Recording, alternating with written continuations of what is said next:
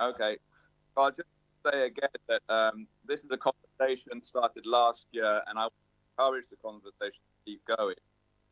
Point being that if you're studying, or if you're interested in the English, then you need to know about Barfield brought to the English to have a fuller picture. So the fact that you're doing that there where you are in the country is very powerful, and in a sense you're breaking new history. So well done in the room right there. What is original research? Now, Martin's always saying, he said this last year, said this, you want me to explain grandfather's philosopher. That's not my job. I'm trying to encourage other people to explain.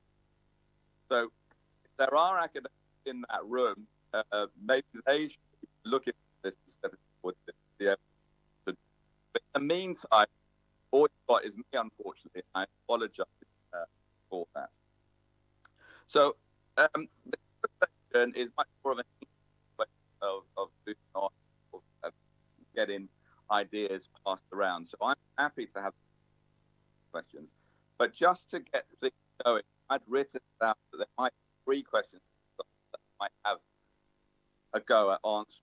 And the first question that I put out there is, why is Owen Barfield sometimes known as Inklings? And you hinted at it. It's people who take their English studies seriously, who are going a little bit deeper, who know what they're talking about. They know that the name of Barfield is significant. And so he's a philosopher that lies behind the philosopher, or provided a way of thinking, a way of knowing that is the underpinning of what the other better know that we're doing. But they all relate to, refer back to Owen Barfield. And if you understand Barfield's philosophy, then you can see that more clearly in the work of the English. You can relate back. So grandfather was also known as the first and last. First because he was the first to publish an English book, and that was a fairy tale called The Silver Trumpet, and that was published in 1925. And the last because his works are still being published, and he was the last in his own life to publish. He was the last to be alive as well. He died when he was 99 years old, and up until the end he was in doing work, corresponding, writing pieces, just being in the world of life. So he was very much the first and last for the English, the philosopher of the group.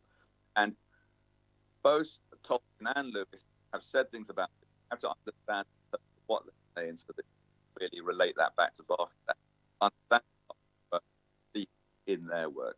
So that's a nice. Another question I just put out there was, where does the name Narnia come from? Narnia as in the sort of Lion and Witch Wardrobe series by C.S. Lewis.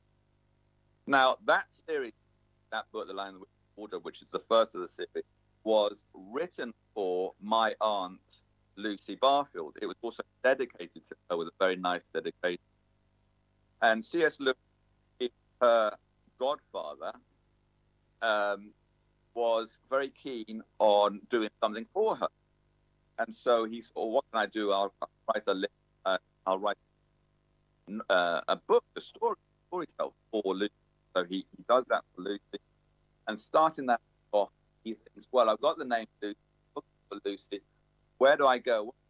Where can I go with this? And being that kind of a man, like grandfather, these reach for reference books. Their rooms and studies with their reference. Look up the name Lucy, the Book of Saints. Of course, there is the blessed Lucy of Narnia, and there you have the name deriving from the blessed Lucy of Narnia. She was an Umbrian from the 16th century, but that's back to my aunt. And then another question was, why is Middle Earth the middle? Now, I suspect that in Tolkien studies, this question has been asked before. I don't know what the answer that's sort of given in Tolkien studies. But if I had to say why is it's just so core to grandfather's philosophy and also what Rudolf Steiner, the bringer of anthroposophy, brought. So anthroposophy teaches us through this kind of mystical fear that the world went through various evolutions, and through that you can detect consciousness, what grandfather's main is, and the evidence he found for that. But you can see through what Rudolf Steiner is telling us is that we are at a middle point in the world evolution. The world was different in the past, it's going to be different in the future, and we are in the middle point.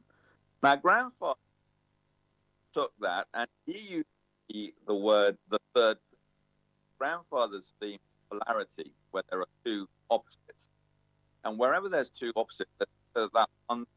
The third thing is that middle way, and the middle, in this sense, the Barfield sense, is another way of saying the Christ. So they're referring to the middle, they're referring to the Christ.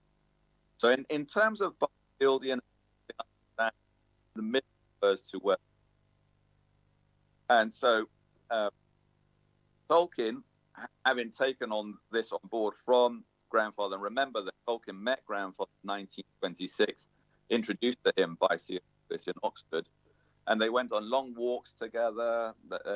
There's at least 2 documented walks they went on in the 30s, and they had encounters as well in Oxford, and grandfather lived on and off in Oxford. So they had plenty of time to explore. But the thing is that all this is difficult to explain in children's book, in literature, in a readership of Britain in the 1930s, 1940s.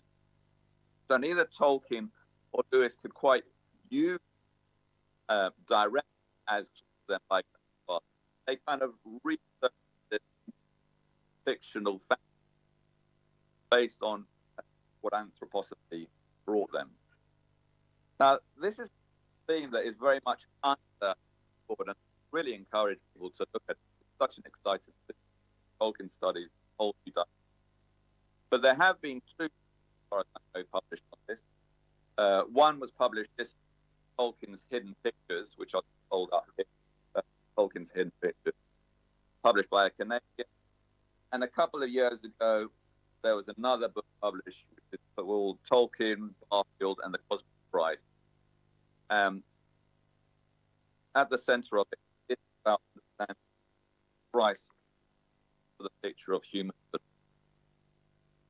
So those were 3 questions that I threw up and wanted to put out there as examples that might bring in work. But open the floor, have more of a conversation. If there's a direction of travel going.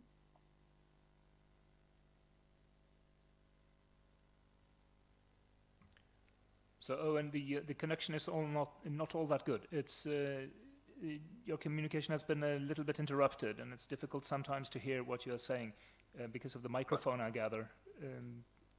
But perhaps if you could just repeat the last thing you said. And all right. The last thing I said about the question of Middle Earth was that why is Middle Earth called Middle Earth, or the very last thing, which is maybe I could just ask. Yeah, the very last thing, and it got sort of interrupted again, I'm afraid. It's the last words. Well, what I'm saying is I'm happy to answer questions, but okay. I'm not sure if you could hear me. Right. Yeah, it's been a little bit of an accident going on continually during your talk, and I didn't want to interrupt you in case it got better. But by and large, we have heard a few ideas concerning your grandfather's influence on both Narnia, by means also of your aunt Lucy. Is that correct? Yeah. And then the fictional fantasy of what anthroposophy brought them. Yeah, and you read the Inklings' works in terms of the keys are to be found, partly at least, in anthroposophy. Is that correct? Yeah, I struggle with it as well, unfortunately. There's a lot of echo on I think you're saying that there's an of anthroposophy to the works of the Inklings, which I'd agree with. Okay, I see. Well, I don't know. If there are questions, I mean, it's been a little bit difficult to hear everything here, but if there are any questions in the audience, just feel free to raise your hands and ask away. And we're trying to at least decipher some of the information that gets through to us, unless it's in case it's incomplete. Is there anyone who would like to ask a question to Owen? Well, I mean, the issue is how well known is grandfather there in Spain with people in that room. There are two books that have been translated into Spanish. His book State Appearance, his book Rediscovery of Meaning. But because I'm finding it difficult to judge who the audience is. Right. So you're in front of an audience made up mostly of students here at this faculty, and some of the scholars that are visiting us during the conference and giving their papers. So Owen is asking how well known his grandfather is in Spain. There are two books that have been published by a prestigious publisher. I think it was Ciruela, if I'm not mistaken, or at least by Jacobo Ciruela on one of his labels. Is there any feedback on this? I know that there is one scholar present here, Ulises Rodriguez, right? And maybe you would like to add something to the conversation.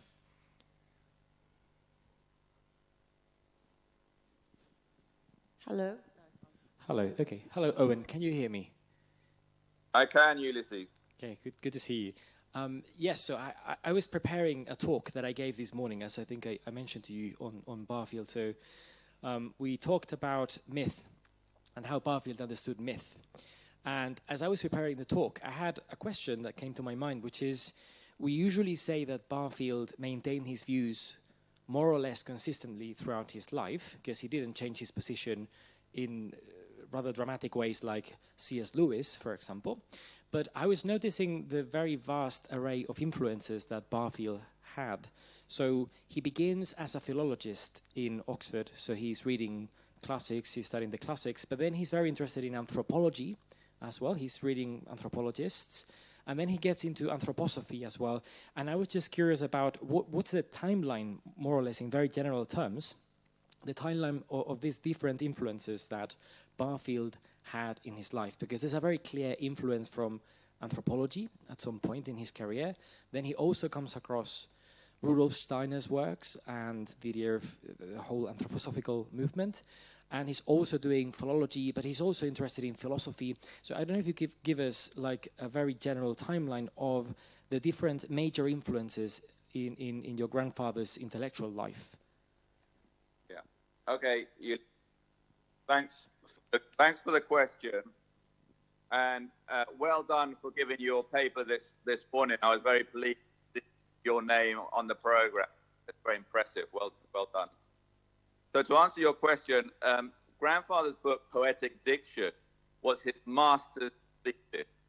So he really completed that book self-taught. There was nobody at the University of Oxford who could supervise it. But already he was having that kind of level of thought, that kind of philosophy by himself. So after he had completed Poetic Diction, he then encountered anthroposophy. So first you had his graduate degree in classics. Then you had his encounter, which gave him certain philosophical ideas. But he started having these ideas from a schoolboy. From about the age of 15, he was already having ideas, such as his experience in the Latin classroom, translated that from his friend, the walk out of life as a metaphor. So from that moment on, we could talk about more about how many were he was having developing his philosophy, which led to Poetic Diction. Then he encountered Rudolf Steiner, and he saw that there was a big parallel between Rudolf Steiner and what he was. So a lot of his work went into that stage, and a lot of And that's when he was starting to learn German, to learn ancient Hebrew in order to read the Bible in the original text. He already had a knowledge of Greek and Latin. So you could say a linguist, a philologist at that stage, which that led to his book, History in English Words. But then, because his poetic and author literary life wasn't really providing an income, he decided he had to join the law firm of his fathers. So he went back to university in his late 20s to study law, and he got another degree in law. And so grandfather's uniqueness, if you like, is he applies the law, a legal way of evidential gathering and making a case, quite unusual in theology or philosophy. He's taken a kind of lawyerly aspect. So he brings a lawyer aspect to his work, and he's looking for evidence in the language for his main theme, which is evolution of consciousness. So this degree and his experience as a lawyer is sometimes overlooked, but I think for him was very rich and rewarding in a way of structuring his life. Okay, thank you. Are you happy with that answer, Ulysses?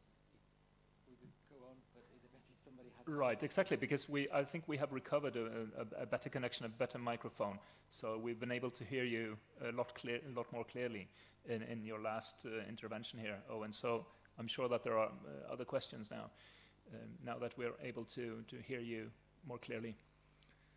Well, if you want me to repeat anything I said before, I'm happy to do that. Or I'm at your service. That's great. There's another question over here.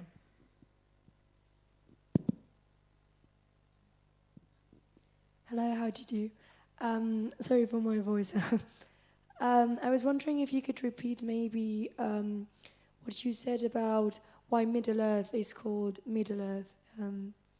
That's because the microphone cut, so we didn't get that. Thank you.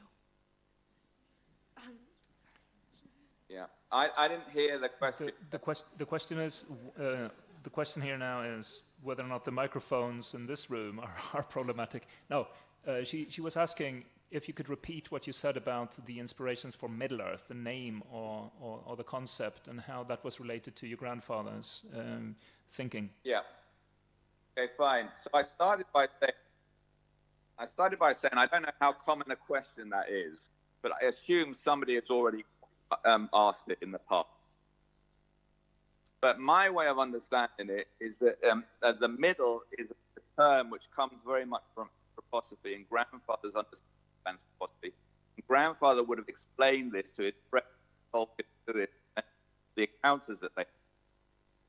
And so the idea from Rudolf Steiner, who's a seer and a mystic, is that the Earth currently is in a middle stage between what it was in the past and what it's going to be in the future. It goes through certain stages.